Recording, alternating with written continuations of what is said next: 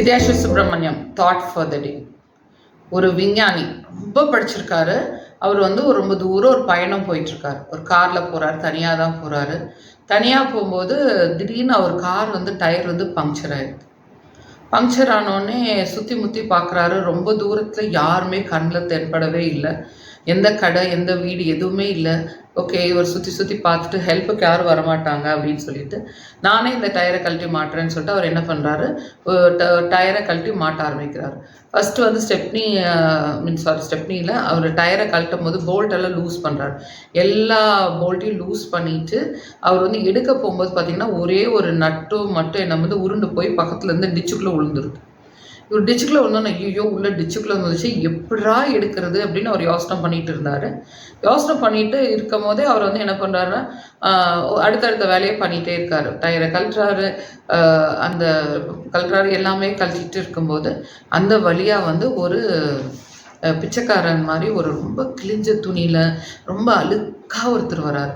ரொம்ப அழுக்காக வந்தோடனே சார் எதாவது ஹெல்ப் வேணுமா சார் அப்படின்னு அந்த ஆள் கேட்டோன்னே இவர் ஹெல்ப்பா, எனக்கு அதெல்லாம் ஒன்றும் வேணாங்க, நீங்கள் உங்கள் வேலையை பார்த்துட்டு போங்க அப்படின்னு சொல்கிறாரு. ஸோ சொல்லும் போது இவர் ஃபஸ்ட்டு ஆக்சுவலி அவர் வரும்போது இவர் பார்க்குறாரு, இந்த ஆள்லாம் எனக்கு எந்த ஹெல்ப் பண்ண போகிறாப்புல, இந்த ஆள்லாம் வர்றதே வேஸ்ட், எனக்கு ஹெல்ப் பண்ணுற மாதிரி ஒரு மெக்கானிக் வந்தால் கூட பரவாயில்லையே அப்படின்னு நினச்சிட்டு இருக்காரு.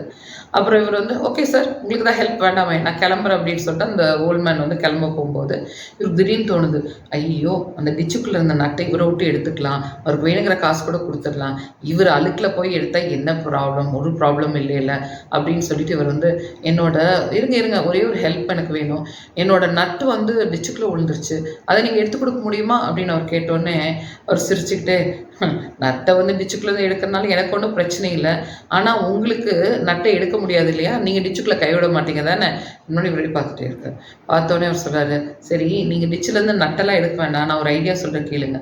இப்போ உங்களுக்கு 4 வீல் இருக்கு இல்லையா, 4 வீல்லேருந்து நீங்கள் ஒவ்வொரு நட்டை எடுத்துக்கோங்க, ஒவ்வொரு நட்டை எடுத்து இந்த வீலுக்கு போடுங்க, அப்புறம் கொஞ்சம் தூரம் போனோடனே ஏதோ ஒரு கடை வரும், அப்புறம் நீங்கள் இன்னொரு செட் வாங்கி இது போட்டால் போச்சு, இது ஒரு சிம்பிள் ஐடியா தானே, இதை ஃபாலோ பண்ணுங்கள், நீங்கள் டிச்சுக்குள்ளே கை விட்டு அந்த நட்டை எடுத்துகிட்டு இருக்கீங்க அப்படின்னு சொல்லிட்டு அவர் போயிடுறாரு.